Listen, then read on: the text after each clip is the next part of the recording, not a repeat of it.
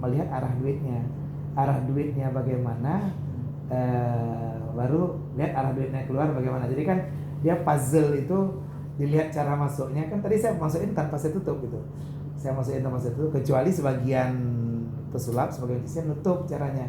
Saya sengaja karena mau ngajarin, jadi masukin tanpa saya tutup. Jadi kalau lihat arah masuk duitnya ini kan duit 100.000 kan ada gambarnya. Tadi duitnya masuk di arah Soekarno atau Hatta. Duitnya masuknya bagaimana? Arah duitnya bagaimana? Berarti arah duit masuk ke situ juga arah keluar. Apa ke atas dibukanya, apa ke samping, atau ditolak? Lihat arah duitnya. Sebenarnya kuncinya gitu. Tapi karena duitnya sudah nggak ada, makin sulit sebenarnya. Kalau tadi itu kan kuncinya, kunci triknya. Jadi oke, kalau saya masukin sekali lagi duitnya udah tahu caranya. Karena lihat arah masuk duitnya. Kalau kita buka arah yang berbeda, salah gitu maksudnya. Itu nggak bisa. Tapi ya memang silakan lihat ada tombol rahasianya, mungkin ditekan dulu tombol rahasia, atau ditiup dulu. Mungkin tadi ada yang lihat saya tiup dulu, mungkin baru dibuka. Kalau dulu atau ada doanya. Ya pastinya kalau yang manajemen penasaran dan mau belajar boleh. Luar biasa ya. Pak Musliadi luar biasa. Kalau di YouTube. Kalau di YouTube kembali. Kan dibuka. Iya, luar biasa. Ya. Letak Pak Musliadi luar biasa. Ini kreatif ya. Iya, bocah kreatif ini lah biasa disingkat dengan bokrek.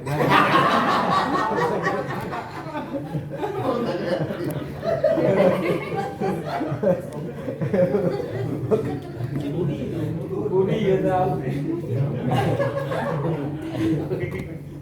Si Budi bokrek ya. Bocah kreatif.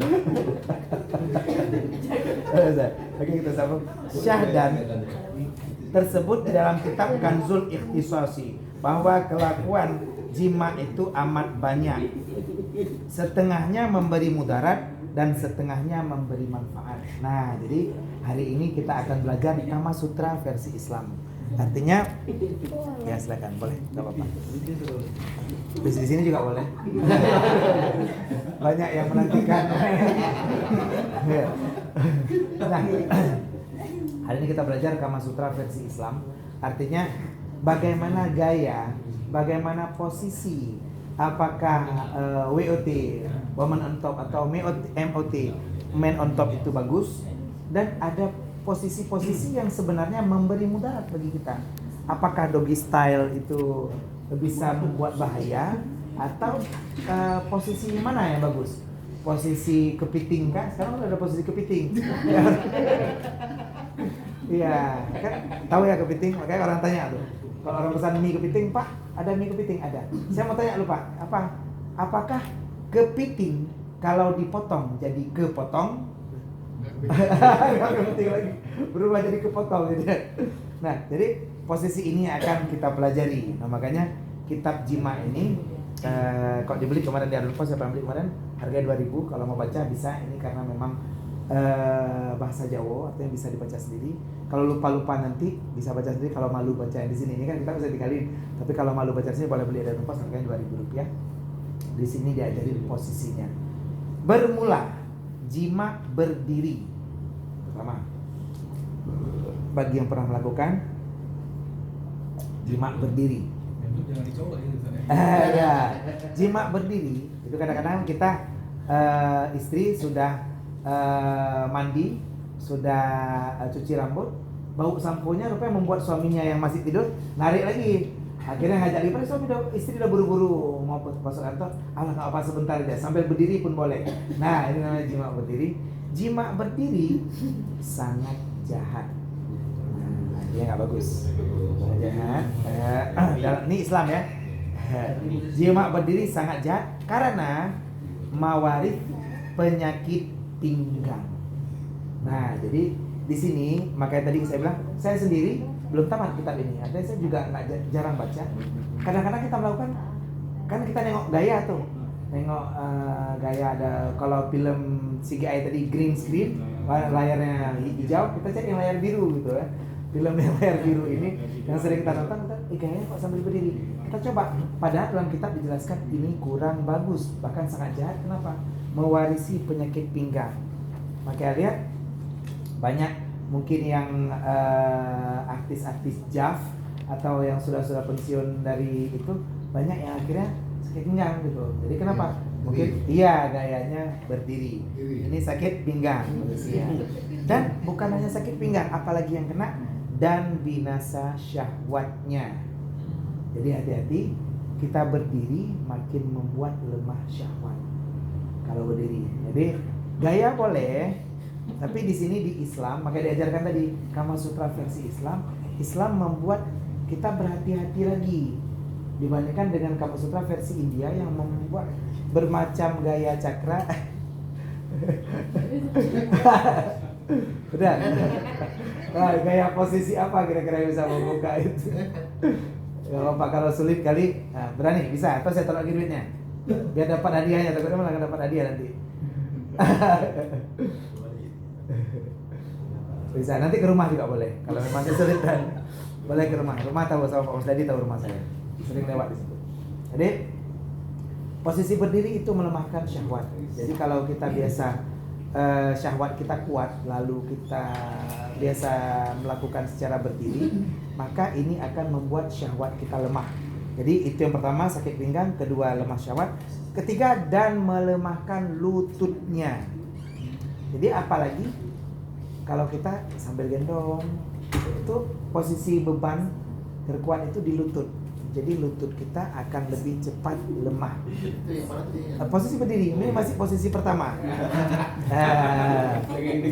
Siapa? Karena Ustaz Surya pinggang udah gak Mungkin sering ya. Ya, artinya ini nanti dijelaskan mana yang paling bagus. Mungkin ada posisi-posisi yang kurang bagus, ada yang ada kelemahannya, tapi mungkin ada juga kelebihannya. Ada posisi nanti dijelaskan yang cepat punya anak, mungkin ada risiko tapi lebih cepat punya anaknya. Ada yang resiko tapi mungkin lebih memuaskan sang istri. Ada yang resiko tapi mungkin lebih nikmat bagi suami. Ada yang resiko mungkin bisa dua-duanya puas. Maka ini dijelaskan dua-dua faktor, artinya ada faktor kenyamanan, ada faktor resiko juga. Jadi orang yang manajemen penasaran. Nah, melemahkan lutut. Jadi melemahkan lutut ada 3 penyakit kalau kita, tapi ini mawaris, artinya mawaris tidak langsung. Jadi mawaris proses, itu ada proses. Jadi sama seperti kalau kita saat ini kita mau tidur habis subuh, itu mewarisi papa, artinya tidur setelah subuh mewarisi miskin.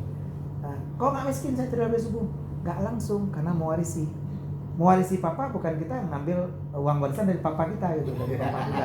Tapi mewarisi papa, mewarisi kemiskinan. Walaupun sebagian orang boleh aja dipanggil papa. Papa itu bukan doa kita untuk miskin, tapi maksudnya mewarisi kemiskinan apa saja? Menyisir rambut dengan sisir yang patah. Kalau kita sisir rambut, sering sisir kutu, lalu ada yang patah satu, itu ganti sisirnya. Jangan sisir rambut dengan sisir yang patah.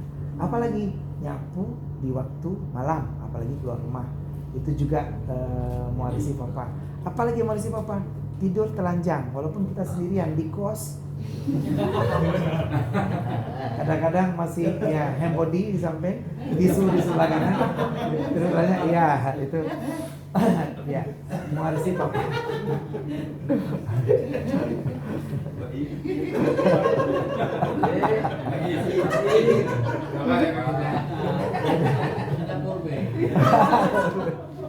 Jadi posisi ini, walaupun nggak langsung, ya, coba hati-hati. Dan yang saya bilang mewarisi kekayaan juga itu. Kalau kita lakukan walaupun nggak langsung kaya, tapi kedepannya akan kaya. Contoh yang udah pernah saya ajarkan, gunting kuku di waktu hari Kamis, itu mewarisi kekayaan. Walaupun nggak langsung kaya, tapi kita ada on the track kaya. Pasti arah kita ke kaya tuh. Sama kalau kita mau ke Banda Aceh, itu udah arah Ulegli misalnya gitu. Jadi bukan kita mau ke Banda Aceh tapi jumpanya Perla, salah arah. Jadi posisi kalau mau gunting kuku cari kaya Kamis. Ya saya sudah potong kemarin. Oh tapi mau potong hari ini Jumat juga boleh. Dapatnya pintar. kalau mau pingsan hari Jumat, nggak perlu minum tolak angin. Jadi bisa potong kuku hari Jumat. Mau sehat, potong kuku hari Senin. Saya masih sakit karena nggak potong kuku hari Senin. Jadi intinya cari sesuatu yang mewarisi. Jadi mewarisi kekayaan, insya Allah kita on the track kaya gitu. Hari ini kita misalnya sudah live di Facebook, Instagram. Kalau live boleh tag saya atau nanti kalau dikirim tambah nama saya juga boleh. Biar sekalian saya juga tahu sebenarnya karena nggak semua juga ada nambahin saya, tapi add aja nggak apa-apa. Walaupun saya nambah following nggak nambah follower, tapi nggak apa-apa. Artinya nambah orang yang ngikutin supaya nanti bisa juga dapat videonya.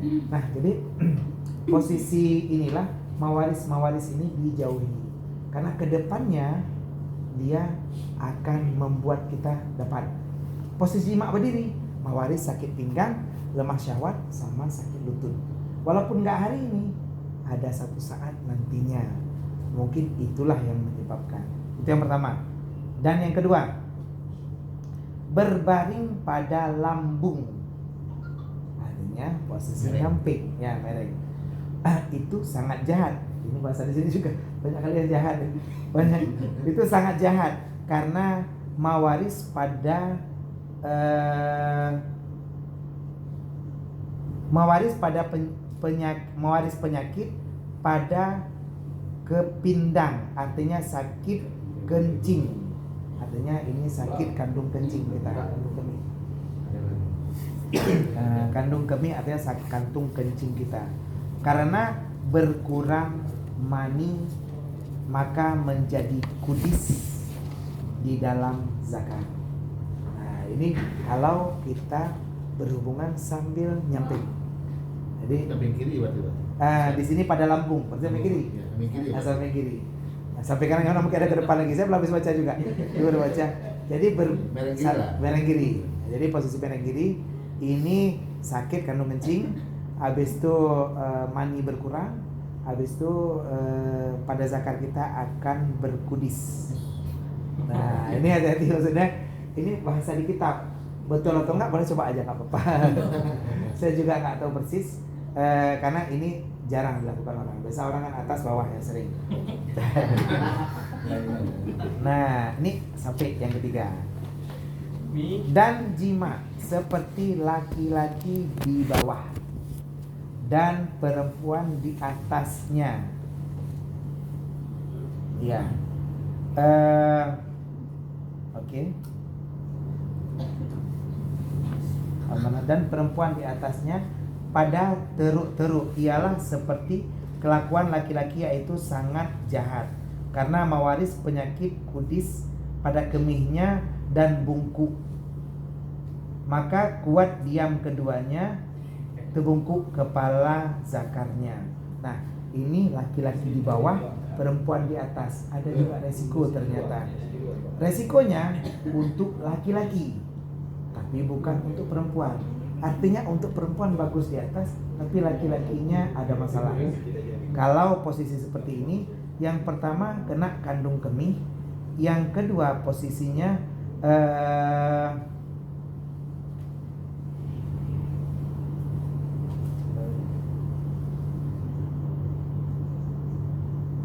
ya terbengkok kepala zakar, artinya patah zakarnya karena posisi yang mengendalikan saat di atas adalah si perempuan, sehingga tapi ini fraktur, iya fraktur dalam zakar atau bengkoknya. Kadang-kadang sebelum itu pun udah bengkok dulu ya, bengkok kiri atau bengkok kanan. Nah, bengkok pada zakar ini sebenarnya adalah hal yang wajar. Kenapa? Ini dipengaruhi dari kebiasaan kita saat memakai celana dalam. Ada yang pada posisi ada yang posisi terlalu ketat, ada yang setel kiri atau setel kanan. Nah, jadi ini posisi susah untuk ereksi. Iya, susah untuk ereksi. Makanya ada yang setelnya ke bawah, tapi pas kira-kira pas lagi ereksi itu kan harus dalam lagi ya. Mana kalau sempat hari Jumat nggak potong, jadi sangkut-sangkut lagi di banyaknya, semak belukar lagi di situ. Nah ini jadi bahaya kali. Makanya posisi inilah pandai-pandai kita yang paling aman, posisinya sebenarnya ke atas. yang paling aman posisinya karena itu tidak mengganggu korpus cavernosa, urat kita dan juga kandung kemihnya. Tapi boleh ke atas kalau ya ukurannya di bawah 18 cm. Kalau yang panjang sekali no mau. Ya dia apalagi pakai kemeja nggak pakai baju dalam.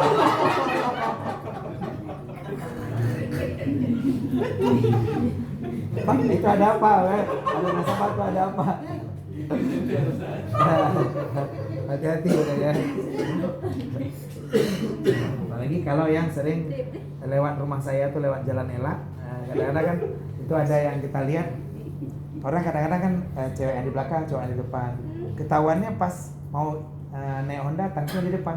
Bu, isi minyak. Itu apa deh? Lupa kancing masih posisi. Nah posisi tadi ngapain nggak tahu kita.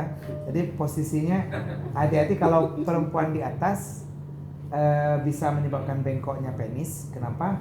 Karena yang menyetel posisi itu perempuan. Dan bengkoknya penis ini kejadian karena tadi kondisi bisa ya? Oh, masih sungguh mati aku jadi ya. Jadi posisi ini kalau darah yang mengalir pada korpus cavernosa kita itu tidak seimbang. Kalau di urat kita dia boleh dipegang sekarang atau nanti aja pas mau. Artinya posisinya itu urat besarnya di sebelah kiri dan sebelah kanan. Dia akan menegang secara sempurna karena ini berbentuk tisu, artinya blood tissue. Gumpalan otot untuk tersebarnya darah kita. Nah, kalau darah tidak mengalir secara sempurna, disinilah kadang-kadang terjadi fraktur atau salah posisi. Di perempuan saja kadang-kadang secara natural ada yang mohon maaf ukuran payudara aja nggak sama besar. Mungkin kalau kita berkaca lihat, kok besar gini sama kanan? Apakah banyak dipegang yang sebelah kiri?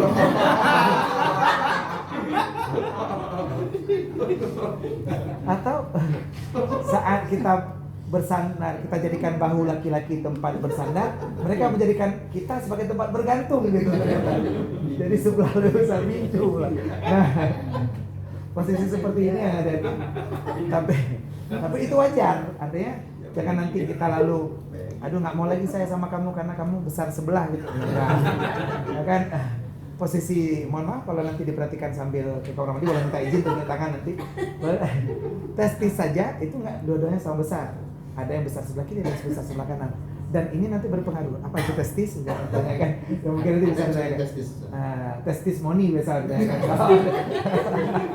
Kalau jadi, ya saya. Ini yang masalahnya.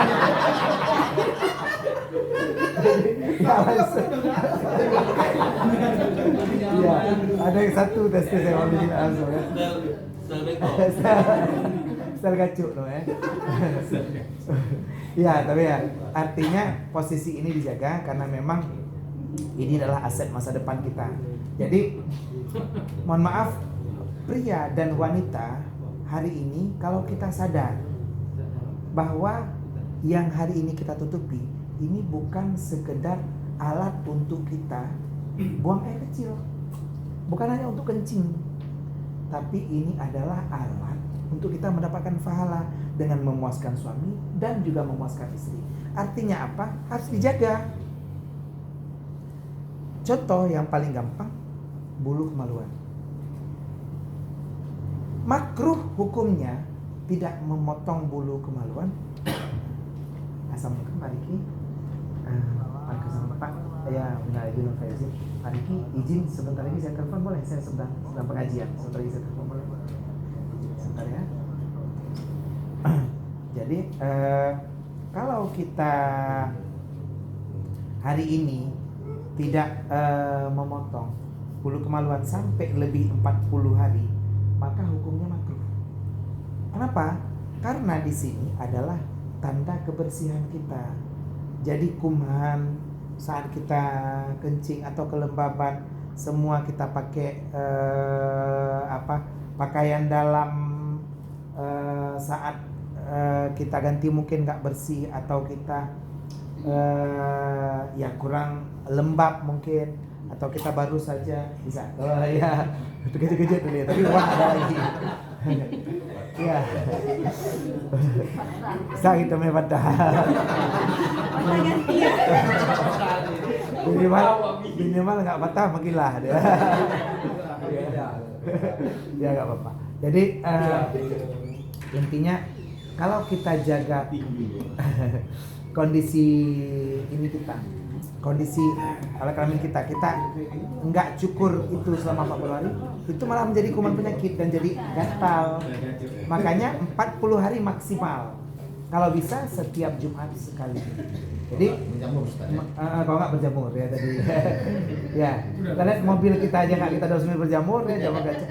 Apalagi yang di sini, makanya ada jamur yang enak dimakan, tapi juga jangan jamur di situ ya. Kok jamur di Kimlo kita buat sup Kimlo, boleh, jangan jamur di kaki kita kata jamur di sini kita ambil masukkan sup Kimlo, jangan juga. Artinya jamur di kulit dan situ membahayakan, dan pastinya bagi yang wanita pun akan lebih cepat keputihan. Kalau kita selama ini pakai pon untuk menjaga keputihan muka saja, jangan keputihan di bawah yang dijaga. Artinya ini untuk keputihan wajah, tubuh boleh, tapi keputihan itu jangan dijaga, biarkan hilang. Artinya ini juga berpengaruh untuk memuaskan pasangan kita. Jadi suami kita pun saat nanti mau cium ke situ atau mau jilat itu, Ustaz, nggak mau, saya jijik, saya nggak suka. Oh, itu sunnah Rasulullah. Ya, Rasulullah pun mencium. Jadi maksudnya jangan kita menolak suami kita. Kalau tolaklah ke dalam, nggak apa-apa.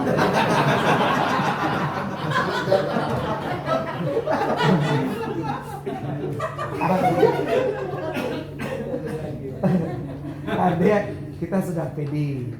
Kalaupun di situ kita sudah jaga kebersihannya, kan kita nggak tahu kapan tiba-tiba dimintakan, kita harus ready every time. Saat kapan, Dek, ayo bang, tapi saya mau pergi kerja, nggak apa-apa, sebentar aja. Nah, saat sebentar saya kita sudah siap, artinya kondisi kita ready selalu. Saat suami mau pakai, kapanpun pakai kita siap. Jadi posisi, malah balikan. Nah. Nah, jadi posisi seperti itu juga laki-laki. Jadi posisi, mohon maaf, seperti kita menjaga kebersihan alat genital kita, seperti itu juga kondisi kita menjaga kebersihan seluruh tubuh kita. Karena saat kita mau berhubungan dengan istri, saat itu kita juga kadang-kadang harus melihat, bukan hanya kita menuntut istri kita harus wangi, bersih. Saat kadang-kadang kita buka celana langsung isap. Tapi kita apa belum posisi seperti ini, walaupun orang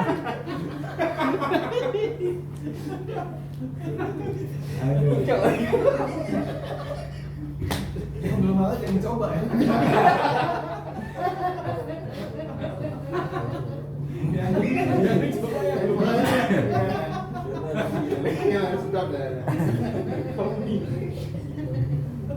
Jadi posisi ini kadang-kadang kita cuma berpikir ya kan dia harus mandi, tapi kita juga harus tahu diri. Tadi kita udah mandi belum? Habis itu sudah. Iya, jangan kadang-kadang jangan kan orang lain backhand tadi kan. Udah pernah tahu berarti ya.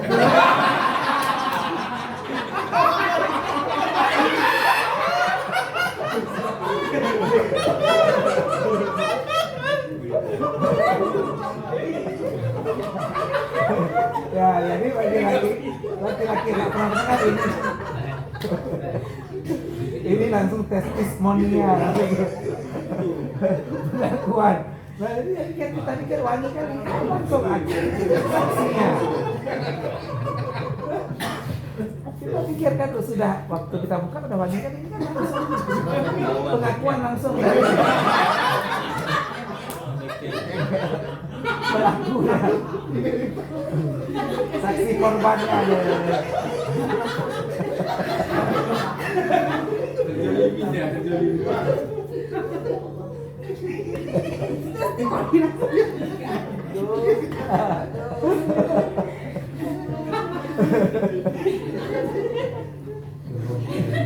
Saya tadi kok nggak dengar sendiri ya.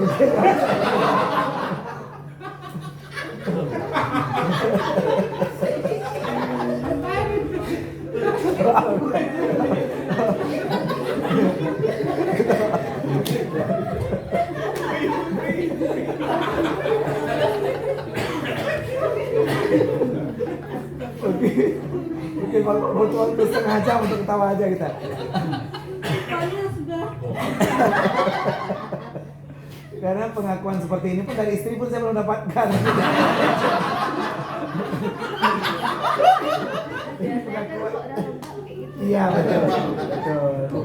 Bukan pengalaman. Betul biasanya. Nih, mohon maaf bukan pengalaman nih. Biasa kan yang udah tahu kalau udah lembab gitu begetik, bepong, betong, bepi. Jadi wajar kalau backhand di situ ya wajar ya artinya. Bercanda. Mohon maaf. Enggak, dia saya ya saya senang, artinya senang ada respon dari langsung karena biasa yang respon kan cowok aja gitu kan. Begitu ada wanita yang respon artinya bagus. Karena ini untuk kalian tahu Pak. Selama iya luar biasa. Bahkan kadang-kadang iya, ini betul ya luar biasa. Jadi jangan baper, jangan kita bawa perasaan ya. Kalau kita baper lalu kita nggak enak lagi itu kan jadi. Kalau kita baper lama-lama jadi koper, korban perasaan. Lalu bagasi gitu, bahagia enggak, sirik iya gitu. Nah, jadi kadang-kadang kalau kita lihat posisi Batavia seperti ini malah senang kita karena akrab sesama teman-teman, berani mengeluarkan unek-unek dan curhat. Kadang-kadang kita malah dapat dari istri kita cuma dapat yang bagus-bagusnya aja, tapi nggak tahu sebenarnya ada kejadian seperti ini gitu. Jadi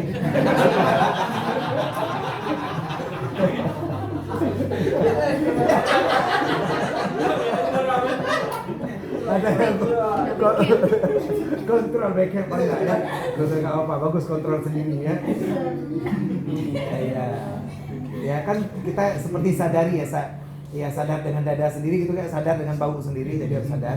Artinya ada yang lagi makan semangka juga semangkanya keluar muncrat atau ketawa, tapi posisi ini soalnya bawa kebagian kita. Artinya apa? Ini kita harus sadar. Jangan selama ini kita berpikir yang sudah kita lakukan itu sudah betul kali. Jadi posisi ini, mohon maaf saya sendiri dulu saya perokok berat. Jadi bahkan saat orang menyarankan saya untuk berhenti merokok, saya lakukan berhenti merokok. Jadi pertama saya sambil lari merokok, pas disuruh berhenti merokok, saya berhenti merokok. Nggak sambil lari lagi. Biasa sambil jalan, akhirnya saya berhenti baru merokok. Tapi saat itu kenapa saya banyak merokok? Saat itu saya bekerja ya di bagian pengadaan juga saat itu. Tapi saya dulu anak buah, artinya saya dulu tim pokja, kelompok kerja. Saya kerja sampai siang malam. Memang kami kerja terus depan komputer. Memang kerja siang malam dan kami dibayar, bukan dibayar, maksudnya diberikan makanan, disuplai apapun yang kita butuh. Jadi saat itu lapar mau makan. Jadi ada kawan saya yang kami kerja berdua yang agak pintar komputer, saya itu berdua. Dia merokok. Saya enggak pertamanya. Tapi saya akhirnya berpikir, tapi pikiran jelek. Menurut kalian jangan niru saya, karena itu yang jelek. Saya bilang kalau jelek. Jadi saat saya bekerja berdua, saya kan dibeliin makanan semua serba sama dengan dia. Saat beli malam beli nasi, dia dibeli nasi, saya dibeli nasi. Siang saya dibeli nasi, dia beli nasi. Sore kita dibeliin misalnya martabak Mesir, sama-sama dibeli martabak Mesir. Pagi misalnya dibeliin gado-gado, sama-sama dibeli gado-gado. Tapi dia lebih banyak karena dia merokok. Dia akhirnya satu hari itu sampai setengah slop rokok dia habis. Kan dia perokok berat. Saya nggak merokok. Sementara kinerja kita sama. Nah tadi kan ada sirik tanda tak mampu. Jadi pikiran jelek saya enak aja, produktivitas kami sama. Tapi kok dia dapatnya lebihnya dari rokok. Setengah slop sehari udah 2 slop. 2 hari udah 1 slop. Jadi bayangkan dia dapat lebih banyak daripada saya. Akhirnya saya pun merokok. Karena rokok gratis, maksudnya apapun yang kami minta pokoknya minta apapun dikasih. Mau makan apapun dikasih. Yang penting kerja terus, jangan berhenti di komputer. Tidur di depan komputer, bangun lagi, tidur lagi, pulang mandi bentar, balik lagi. Emang kerja terus seperti itu. Kerja lembur bagai kuda saat itu ya. Jadi sampai program diet saya hancur saat itu. Tekad diet padahal sudah bulat, tapi perut saya makin bulat saat itu. Kayaknya jadi kawan-kawan saya sudah pada six pack, saya sigman akhirnya kayak hamil 6 bulan gitu. Sigman. Dapatnya one pack sebenarnya. Tapi karena setelah itu saya berhenti merokok. Kenapa? Karena ada bos saya salah satunya yang negur saya. Saya ditegur sama istri saat itu, bilang, bang jangan merokok lagi lah, kan saat itu lagi hamil anak pertama. Makanya saya kerja keras-keras karena memang banyak kali butuh biaya untuk melahirkan. Jadi dia bilang bang jangan merokok lah, karena memang di kantor pun kita boleh bawa pulang rokok, karena penting rokok untuk kita. Sampai saking banyaknya bisa saya jual lagi rokok itu. Minta apa aja boleh, rokok apa aja boleh, yang penting kerja ya. Dia sampai ke rumah karena saya sudah candu merokok, saya merokok juga. Dia bilang bang saya lagi hamil, abang kok merokok? Tapi saya nggak peduli, saya tetap merokok di luar di ruang tamu. Saya tinggal di Lacangarang, di Lorong Puspa. Saat itu masih pertama menikah, kantor saya di DPRK sini, masih di kantor PU dulunya. Jadi tapi saya nggak berhenti merokok sampai akhirnya ada salah seorang pimpinan saya. Saat itu beliau kasih. Kita kadang-kadang berubah nggak tahu kenapa. Nah saat beliau katakan satu kata, saya berhenti merokok sampai saat ini. Kebetulan saya tersentuh karena kata-kata itu. Saya nggak tahu apakah kalian bisa berubah juga seperti saya, tapi saya tersentuh. Saat itu beliau cuma bilang satu kata-kata, Gun, Igun kan ganteng. Entah siapa saat itu belum keluar Igun ganteng saat itu padahal. Igun kan ganteng. Tapi kalau Igun merokok, mana tahu ada cewek yang mau cium Igun. Kan jadi nggak mau cium karena mulut Igun bau. Itu kata-kata bos saya. Padahal seumur hidup kan ada cewek yang nyosor duluan mau cium saya. Kalaupun ada pasti kita yang minta duluan. Walaupun cewek kepengen kali cium pasti kan ya ada jaimnya, jual mahalnya, pasti nggak mau dengan berbagai cara. Kayak walaupun dia kepengen cium mungkin buka baju duluan gitu supaya artinya menggoda kita pasti yang perempuan itu kan. Tapi seperti itu kata-kata bos saya, Gun, Igun kan ganteng. Mana tahu ada cewek yang mau cium itu nggak jadi karena mulut Igun bau. Karena mulut kita segentle apapun kita, semacho apapun kita, perokok, nggak bisa dipungkiri mulut kita pasti bau.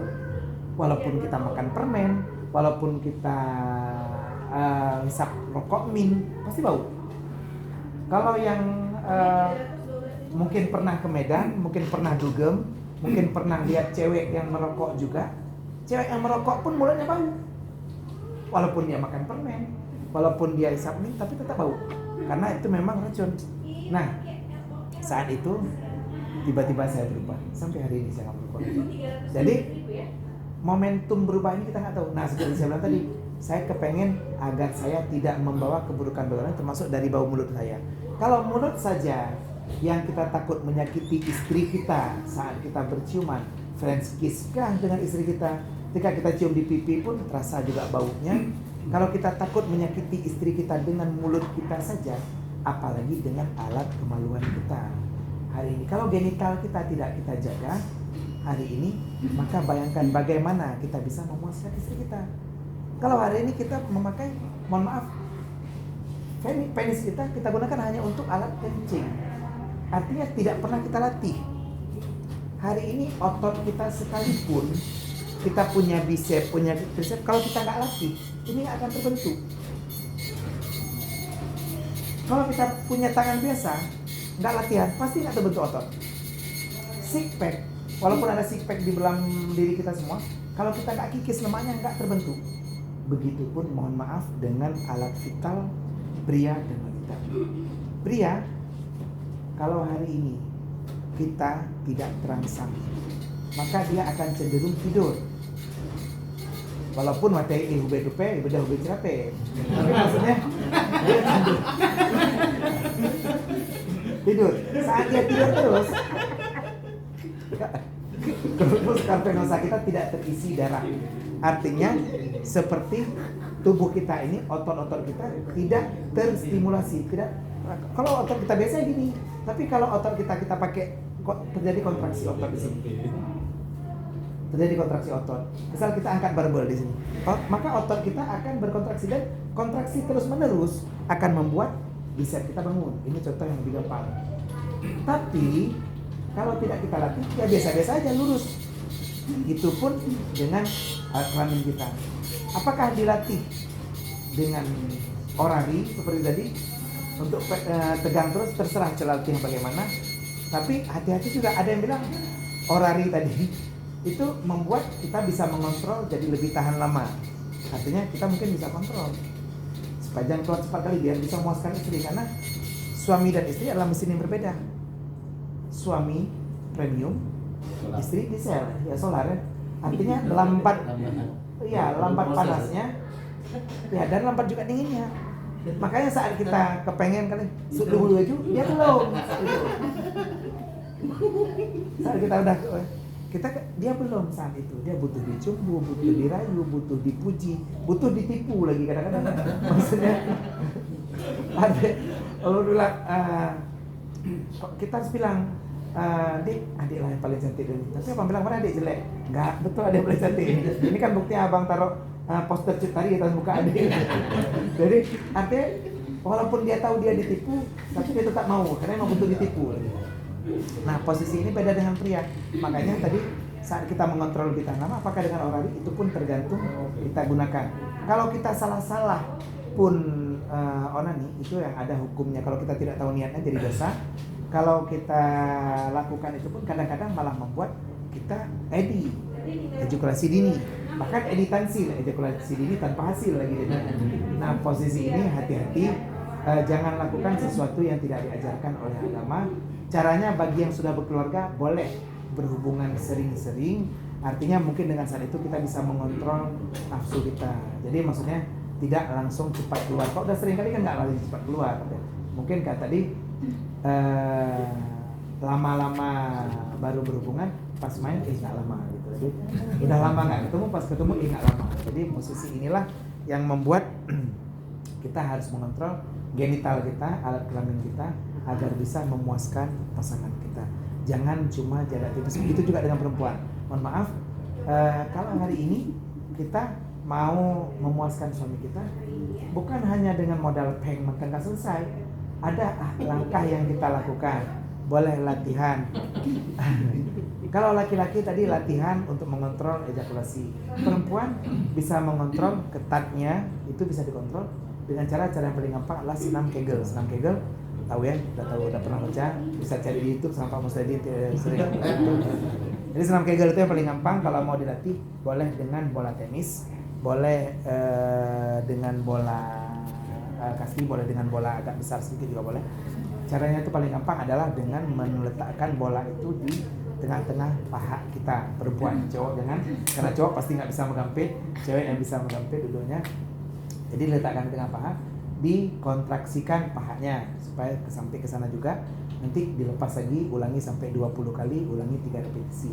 Jadi itu senam kalau malas pergi ke tempat yoga atau Gura Fardina, itu senam untuk memperketat saja. Kalau cowok tadi pastinya olahraga atau memperbanyak kontraksi sel darah yang masuk ke dalam tisu tadi, blood tissue atau corpus venosa. Itu membuat makin besar, ukuran Mr. P-nya makin besar, otomatis makin panjang. Dan tadi pengontrolan ejakulasi bisa dilakukan dengan mengetahui di mana sumber ejakulasi. Ejakulasi berasal dari testikel kita, dari testis kita yang tadi bilang kantung pusaka kita. Itu adalah pusat produksi testis. Jadi selama ada jarak yang ditempuh antara testis dan saluran sperma tadi, tetap bisa memperjauh jaraknya. Apakah memperlambat? Apakah diikat karet, Ustadz? Ada yang melakukan seperti itu. Apakah mengontrol pikiran? Jauh lebih bagus. Jadi kalau kita bisa mengontrol dengan pikiran saja, jauh lebih bagus sih.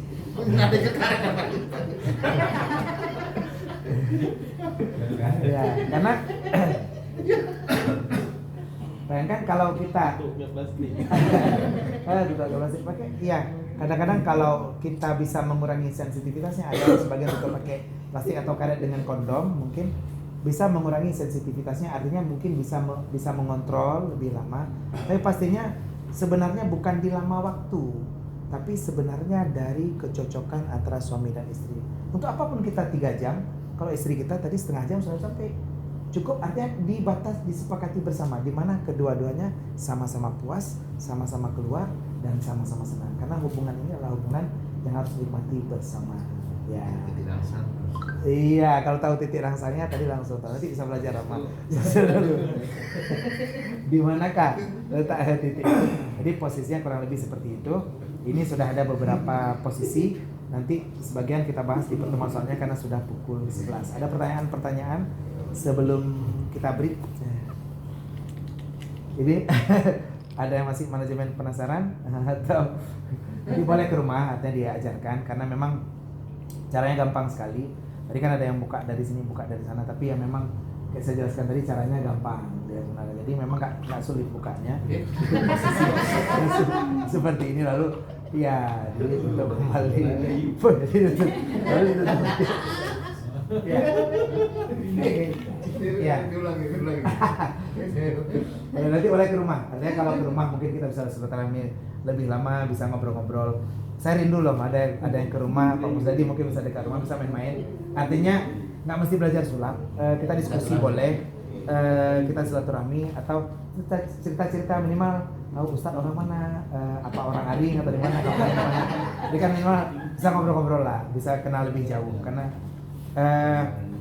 dengan kenal lebih jauh mungkin kita jauh lebih bisa memahami pribadi masing-masing dan kadang-kadang ada yang ingin disampaikan, ada yang ke rumah Ustadz udah lowongan Kak, adik saya mau masuk kerja gitu atau ya ini mau kepengen apa keluarga ada yang kepengen ikut tes PNS atau kepengen di apa promosi mungkin selama ini sudah PNS tapi kepengen dapat jabatan Ustadz kan dekat dengan Pak Bupati mungkin ngobrol-ngobrol seperti itu juga boleh atau ngobrol-ngobrol lainnya atau Ustadz mengundang saya ke rumah juga tadi acara ulang tahun atau acara apa boleh.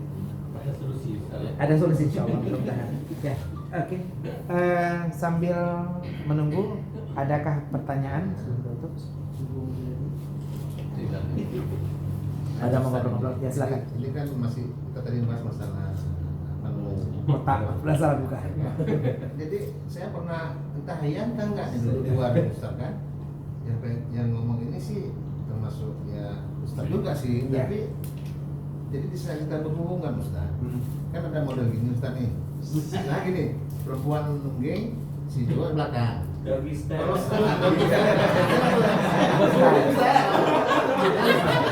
Kalau kalau begini boleh Ustaz kayaknya. Misalnya keadaan si pria berdiri, maksudnya bukan diri, maksudnya tegak gini, si wanita bongkok.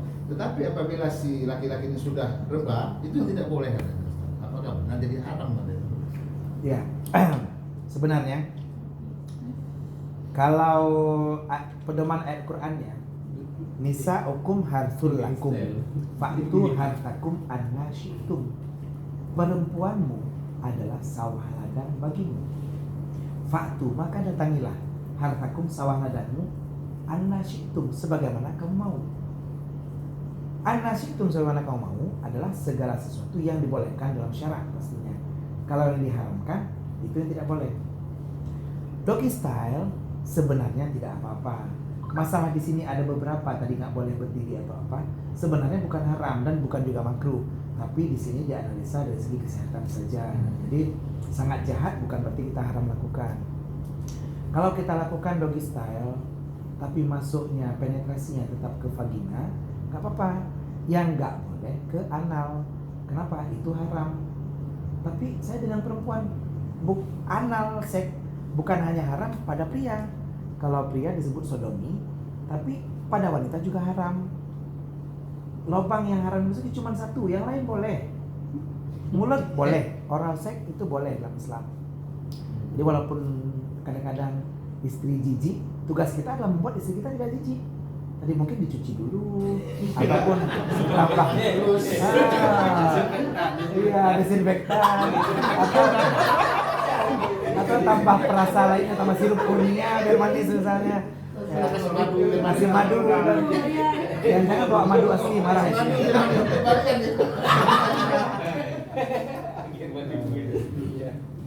Ya, artinya oral boleh, yang nggak boleh cuma satu anal. Yang lain boleh, mau masukin ke lubang hidung, ke lubang hidung, ke lubang apa.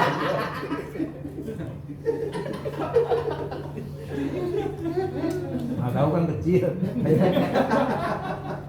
Jadi maksudnya boleh. Ya. Jadi mau di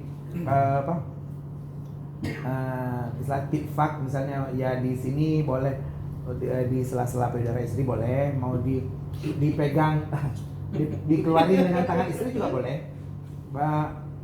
Yang nggak boleh satu cuman di anal. Mau yang kita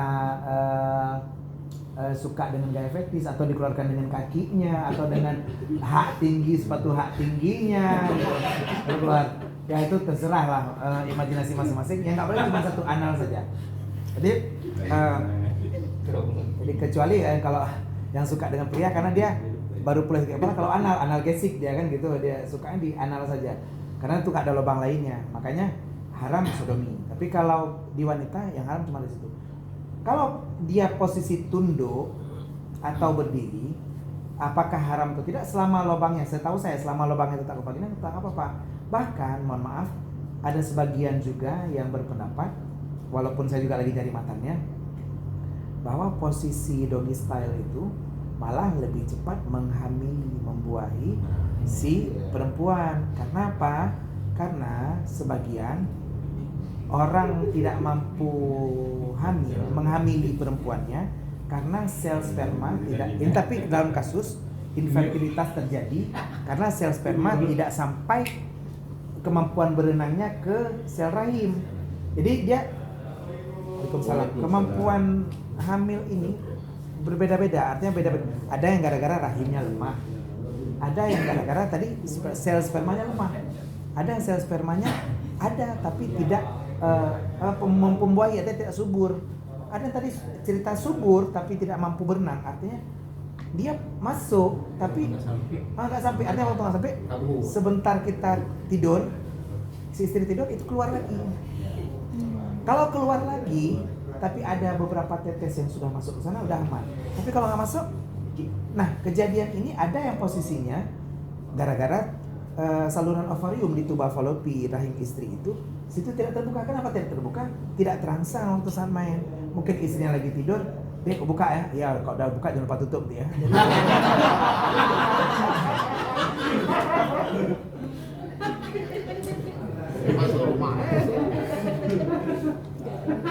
Jadi iya, jadi posisi seperti ini kayak kita manekin ya betulnya. Jadi sama seperti sekdol ya, seperti itu ya, tanpa ada respon sama sekali. Sekdol aja ada responnya juga, ada ah-uhnya juga bagi yang ada getar-getar, ada empot-empotnya juga. Tapi posisi wanita yang seperti ini membuat hadis mulut rahimnya tidak terbuka, sehingga kalaupun dia masuk ke situ nggak terbuahi juga. Nah, posisi doggy style apalagi membuat si wanita bersujud ke bawah, ini diceritakan oleh seorang teman juga, itu membuat gaya gravitasi membantu turunnya sel sperma yang sehat, mudah-mudahan sehat tadi, sampai ke ovarium, ke tuba falopi tadi. Jadi bisa membawahi ke leher rahim. Kalau tadi memang nggak sampai, kan dibantu dengan gaya gravitasi karena dia berupa cairan dan ini berpengaruh gaya gravitasi. Tapi cara yang dilakukan agar sama seperti, mohon maaf kalau kita pernah lihat kuda atau lembu atau kambing berhubungan. Jadi yang dilakukan kalau memang ingin persetubuhan ini membuahkan hasil, pertama bacakan doa Bismillahirrahmanirrahim. Yang kedua adalah setelah berhubungan itu, saat setelah keluar sperma, diharapkan istri juga keluar saat itu juga. Kalau kita lihat dari hubungan, mohon maaf, binatang animal sex itu, mereka tidak langsung cabut setelah itu. Kecenderungan laki-laki setelah keluar lemas, langsung cari bantal, kepengen langsung tidur gitu. Jadi pelor, habis nempel langsung molor gitu. Jadi posisinya diupayakan ditahan dulu, ditunggu dulu. Kalaupun posisi nungging seperti tadi, ya diperam dulu. Dulu jangan dicabut dulu, biarkan itu ya dipendam dulu. Kalau bisa posisi tetap seperti itu. Posisi si suami apakah tadi masih berdiri, si wanita masih nungging dulu. Seberapa lama sampai si kira-kira, karena yang tahu rahim itu perempuan. Dia yang tahu tadi hangatnya sampai ke sini. Kira-kira menurut dia sepertinya ada. Walaupun dan nanti pun kalau bisa dia setelah itu, setelah si suaminya capek berdiri tadi, kamu kedut kata berdiri itu. Apalagi tadi posisi suami kadang-kadang si wanita lebih tinggi daripada pria harus pakai bangku lagi dari ceritanya. Makanya tadi itu kalau di Jawa itu biasa orang tahunya obat KB itu dimpi gitu, bangku dari bangku kecil. Jadi bangku itu kenapa obat KB itu bangku? Ya biasa obat KB kan tahunya kondom, pil KB, ada alwalid, bawah kulit. Semuanya, tapi kenapa kok jadi itu juga jadi bangku, jadi alat kontrasepsi? Ternyata karena suaminya lebih pendek daripada istrinya. Jadi gampang kalau dia bilang, dia hampir keluar, langsung saya sepak bangkunya. Jadi pas main sambil berdiri, disepak bangkunya, suaminya langsung copot gitu. Kadang-kadang kita sampai pada titik nggak dapat balik, jadi kalaupun udah keluar nggak apa-apa.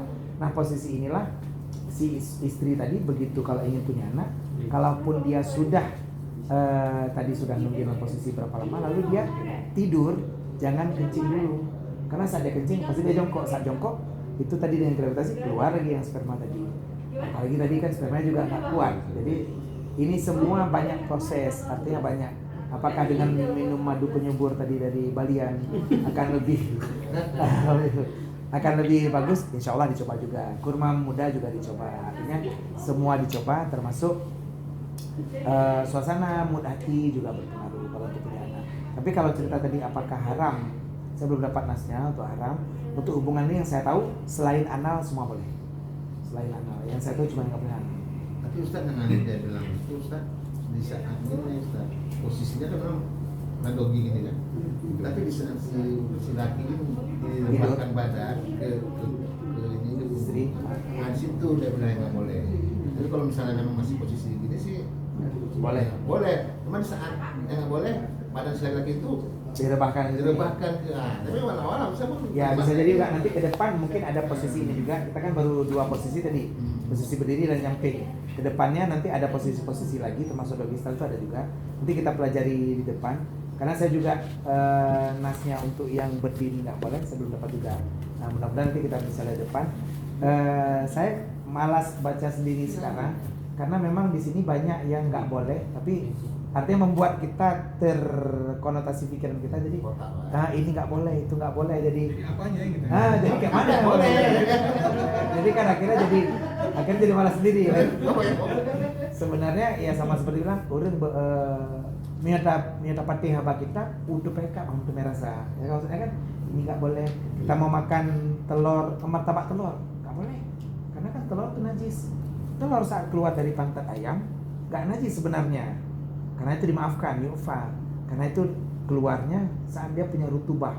Jadi telur dan keluar dari tai ayam ini ada saluran yang berbeda. Sama seperti perempuan, mohon maaf, ini tempat keluar kencing sama tempat keluarnya rutubah faraj, basahnya faraj, basah vagina. Kita kadang-kadang pas, mohon maaf, pegang-pegang punya istri, udah basah. Basah itu nggak najis, karena itu bukan kencing.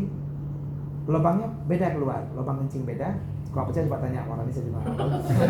Basah itu beda. Nah, gitu juga dengan tadi lubang keluar telur dan lubang keluar tai. Jadi sebenarnya beda saluran. Jadi saat dia keluar tai, saat keluar telur sebenarnya nggak najis.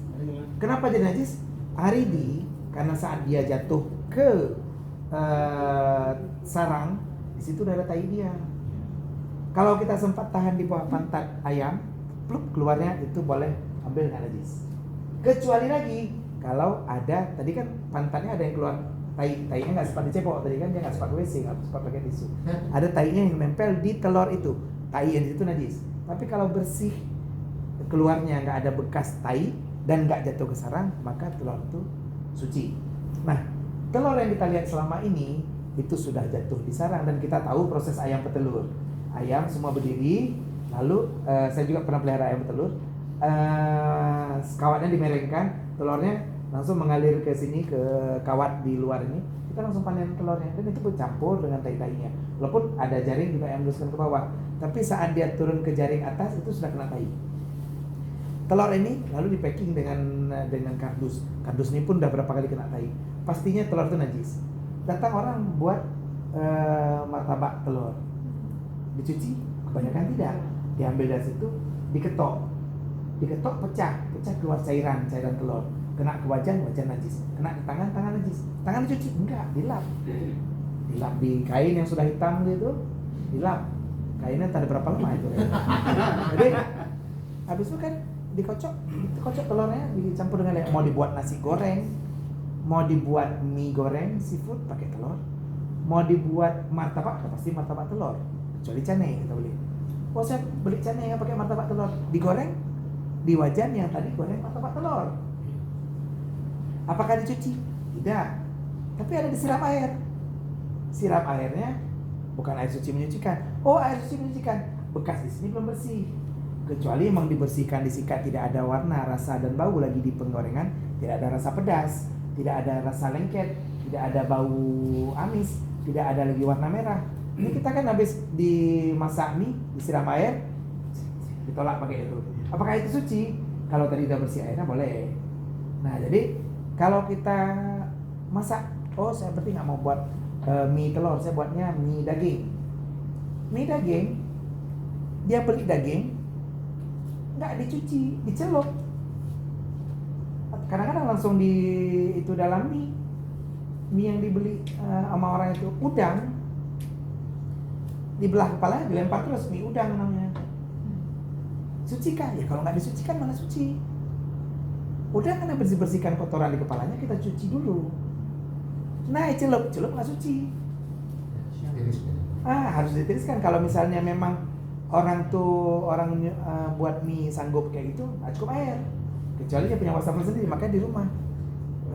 Nah jadi sekarang selama ini apakah yang kita lakukan itu udah betul? Bagusnya buat sendiri di rumah. Ajarin istri. Jangan sampai istri pun najis di rumah nggak tahu. Nah kalau kita percaya yang dipegang di kitab, UPK ada semua makanan mungkin kita nggak berani makan lagi. Martabak, telur, mie, semua nggak berani makan lagi kita. Karena kita tahu tadi apa yang diajarkan sama kitab. Gitu juga dengan berhubungan ini. Saat kita tahu apa yang diajarkan kitab, kayak saya tadi, saya cuma potong kuku jadi hari Kamis saja gitu maksudnya. Karena hari Rabu ada penyakit, ada Selasa ada penyakitnya, hari Sabtu ada penyakit, hari Minggu ada penyakit. Ada penyakit kusta, ada penyakit lepra. Hati-hati kalau potong kuku dan lain. Saya cuma potong hari Kamis saja. Gitu juga dengan hubungan ini. Saat kita nanti sudah tahu, mungkin kita bisa pilih-pilih. Berarti saya berhubungan dengan istri, bagusnya gaya apa ya? Mungkin gaya itu menjadi gaya favorit kita nantinya, dan mungkin itu yang lebih sehat. Mau sekali-kali kita coba gaya yang lainnya, tapi kita sudah tahu resiko, nggak apa-apa. Karena tadi kita kan sudah bisa mengantisipasi. Kalau tadi misalnya, oh ini bakal sakit pinggang misalnya, Sekali nggak apa-apa. sekali nggak apa-apa gitu. Jadi Jangan gitu, ya. jangan itu aja. Jadi kita bisa menentukan gaya favorit kita pasti. Dan ini bisa kita ke depan nanti mungkin akan belajar masalah doggy style ini. Kalau saya baca sekarang jadi nggak bisa di 11.15. Ntar lagi udah berapa lagi ya? Ya. Gimana, ada lagi pertanyaan? Pak Amos. Bos bisa ke rumah. Saya ke rumah. Ya, mudah-mudahan kita bisa belajar banyak hari ini. Kalau nanti yang tidak Enggak masalah itu, masalah lain. masalah juga boleh, masalah pekerjaan boleh, masalah ada adik yang mau lamar kerja atau apa. Saya bantu saya. Insyaallah. Nah, jadi intinya kita belajar setiap hari, dan sekali lagi terima kasih. Bagaimana hari ini kita sudah mendengar dari tadi Syarah Hamami juga hukum jimat, bagaimana pelajaran yang kita cerna hari ini kita bisa aplikasikan dalam kehidupan kita. Mungkin kalau hari ini kita belajarnya banyak, tugas kita hari ini adalah memecah-mecahkannya menjadi target-target kecil. Hari ini kita belajar banyak. Hari ini misalnya contoh ini seperti ya, kalau kita lihat ini dadu biasa dalam kotak. Dadunya dadu besar. Tapi kalau terlalu besar seperti ini, kadang-kadang kita butuh untuk memecahkan dadu ini menjadi sebuah kepingan atau kepingan-kepingan yang kecil. Begitu juga dengan program kita. Kalau kita bekerja hari ini di Batavia Prosperity Finance, tujuan kita jangka panjang, kita kepengen kaya. Tujuan kita jangka panjang, kita kepengen jadi karyawan tetap, kita kepengen naik pangkat, kita kepengen makin berhasil.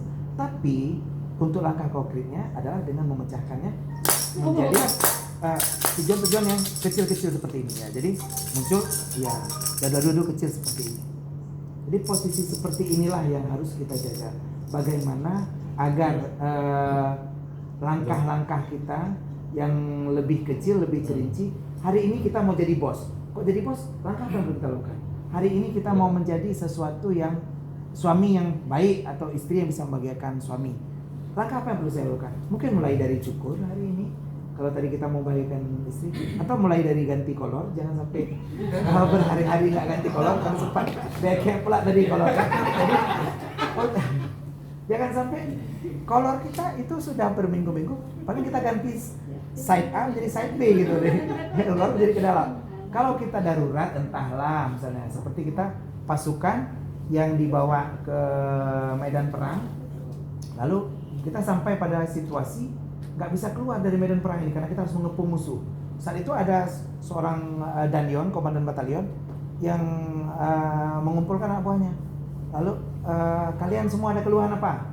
Makanan kita langsung cukup, semua cukup. Apa yang ada keluhan? Komandan, kami punya keluhan nih. Apa? Kami udah seminggu ini nggak ganti kolor. Oh ya udah, buka kolornya, ganti yang luar, ganti ke dalam. Minggu depan rupanya musuh belum bisa turunkan. Komandan, ini makin gatal. Udah ganti, balik lagi ganti kolornya. Kamu kolor ganti. Yang depan ganti ke belakang. Tapi susah pakai komandan. Gak apa-apa, pakai aja daripada gatal. Oke, siap ganti. Minggu depan belum keluar juga musuhnya, jadi masih di situ. Belum sempat turun untuk ganti kolor, ganti perlengkapan lainnya. Jadi komandan kayak mana nih? Kami belum ganti kolor. Ini gatal kali, nggak bisa kami bertahan di sini. Oke, sekarang kita gunakan kesempatan untuk ganti kolor. Ore, udah beli kolor cadangan ya? Bukan. Musliadi ganti dengan visual. Kalian ganti, ya ganti kolor masing-masing. Akhirnya ya ganti di situ-situ juga. Inilah yang menyebabkan Beckham tadi ya. Jadi karena sudah. Ya mungkin langkah kita pertama bagaimana bagian istri kita pecahkan jadi sesuatu berubahlah menjadi yang lebih baik. Mulai dari yang paling kecil, mulai dari kita sendiri, mulai dari sekarang juga. Mudah-mudahan bisa menginspirasi dan motivasi kita semua. Kalau yang mau sholat Jumat ke Nurul Yakin, Jomblang mungkin jumpa lagi. Kalau yang dekat-dekat sini nggak apa juga, artinya nanti mungkin bisa nonton juga di YouTube, di YouTube juga saya tampilkan lagi. Kalau ada pertanyaan lanjutan atau yang penasaran bagaimana keluar ini, saya boleh datang ke rumah. Kalau nanti ada bertanyakan juga boleh SMS-an, boleh WhatsApp-an atau apa, teleponan juga boleh. Ya. Lain ada lagi yang disampaikan? Mas, itu saya ucapkan terima kasih atas segala perhatian dan juga jamuan, kesempatannya juga Pak Teddy. Terima kasih banyak kepercayaannya juga. Saya sudah dipercaya alhamdulillah sudah berapa lama di sini. Senang sekali saya sudah di Batavia seperti keluarga sendiri, bahkan akrab sekali. Tapi yang saya belum terlalu puas di sini adalah saya nggak terlalu banyak respon tadi ke rumah dan belum ada respon di media sosial juga. Kalau ada yang berteman di Facebook, Pak Teddy sudah. Kalau yang lain ada berteman, mungkin boleh kirim messenger dulu atau pesan dulu. Atau Ustadz tuh udah saya tambahin. Kalau nggak saya nggak tahu juga maksudnya, karena kan nama akun kita beda-beda gitu maksudnya. Jadi saya kepengennya kita tetap terhubung. Maksudnya kalaupun teman saya sudah 5.000, saya keluarkan teman yang lain, saya ambil teman yang di sini. Kenapa? Karena kalau kita akrab minimal di media sosial, walaupun nggak berpengaruh, jangan pikir saya nambah jadi teman Ustaz Gunawan, nambah duit beliau, enggak. Ada berpengaruh, cuma nambah teman artinya kalau kalian nambah following satu di Instagram kalian juga kan nggak mengurangi uang kalian. Artinya nambah teman, tujuannya biar kita saling terhubung. Saat kalian posting sesuatu, saya bisa lihat, saya posting itu mungkin kalian bisa lihat. Walaupun nggak hari ini, mungkin kapan-kapan kita minimal ada terhubung karena kita nggak tahu nih. Hari ini kita berada bersama di sini. Tiba-tiba besok ada yang dirumahkan. Hari ini kita berada bersama-sama di sini. Tiba-tiba ke depan ada ustadz yang menggantikan saya mungkin. Tapi minimal kalaupun suatu saat saya nggak lagi ke sini, minimal kalau kita tetap terhubung di Facebook atau di Instagram, minimal kalian nanti atau Ustadz Gunawan yang kemarin tuh di sini gini-gini loh, tiba-tiba beliau ada berita gini sakit misalnya, beliau saya lihat postingan beliau sakit, jenguk yuk atau apalah misalnya. Jadi minimal ada berita-berita, walaupun mungkin kita nanti nggak lagi bersama entah apalah masalahnya, yuk minimal ada sesuatu yang bisa membuat kita makin akrab. Itu harapan saya yang belum terwujud. Mudah-mudahan kalau seandainya ke depan bisa lebih akrab, bagus. Dan satu lagi, kalau sempat tadi ada Pak Teddy program untuk mungkin outbound atau sekedar gathering atau sekedar sebenarnya bukan makan-makan ya. Saya kepengen ada kesempatan untuk walaupun misal teman-teman ada yang mau ikut jadi tim kreatif nggak apa-apa, atau nanti dikasih ke saya sebagian sesi, karena di tim kreatif itu kita nggak banyak ceramah tapi kita banyak main, cuman main yang memompa keakraban silaturahmi. Jadi nanti ayo kumpul bikin berapa kelompok, nanti bikin berapa kelompok kita main game ini. Nanti di kelompok itu pertama kita bikin ada berapa timnya saling menyerang. Jadi kalian pertama dibuat nggak kompak dulu, kita pecahkan, baru kita adu. Masa kalian kalah sama tim itu, nanti diadu dulu. Setelah diadu, nanti baru disatukan lagi sampai kalian terakhir, karena sudah jadi musuh tadinya, kan saling berseteru, saling berkejaran, saling mengejar target, saling ingin menang. Tapi nanti akhirnya jadi kompak lagi. Nanti kita setel game-gamenya, biar kalian semuanya setelah itu semuanya akrab lagi. Ini kemarin ingat nggak waktu kemarin kamu ikut game itu sampai kemarin buka baju buka celana. Nanti ada yang gamenya buka baju buka celana juga. Jadi memang lucu-lucu, tapi intinya penuh keakraban lah. Ada banyak perusahaan yang saya hire, yang saya ajak, dan enaknya saya kebetulan karena saya bukan seperti EO yang lain. EO yang lain kan sebelum apa-apa dia ngajukan proposal tetap kalau ini biayanya 5 juta, ini yang 10 juta, kalau saya enggak, gratis semuanya. Dia artinya tak perlu bayar kecuali ada lainnya. Artinya ada, berarti perlu tali, perlu karabiner, perlu tim pengamanan, perlu alarm jeram. Kalau enggak perlu. Cuma kalau perlu beli alat-alat aja ya bentuk biaya alat, kalian beli nggak apa-apa. Yang perlu paling tali segala macam. Jadi tinggal atur aja waktunya apa hari Minggu, atau kalau hari Minggu libur semua, hari kerja juga boleh. Tinggal Pak tadi izinkan libur, misalnya Ustadz bisa nggak hari Rabu misalnya kita pergi ke Jomblang. Jadi enak kan, nggak ada orang lain, cuman kita aja. Dan hari Jomblang kan nggak terganggu dengan orang lain. Jadi saat kita bikin gila-gilaan kayak orang gila pun nggak ada orang yang ditawain gitu maksudnya. Jadi maksudnya boleh juga di hari-hari kerja boleh. Artinya yang penting kan izin Pak tadi bahwa kita hari ini nanti setengah hari kita libur. Nanti insya Allah Pak kita lihat ke depannya jauh lebih fresh, karena memang rutinitas cenderung membosankan. Tapi kalau kita rubah dengan sesuatu, tinggal Pak tadi sampaikan, ini Ustadz, pesan yang perlu ditanamkan gini-gini ini. Selama ini si ini dengan si ini selama ini nggak kompak misalnya. Nanti kita kompakin di situ. Jadi ada pesan-pesan apa yang perlu di ini. Oh yang ini orangnya takut api Ustadz, nanti jangan bawa api Ustadz.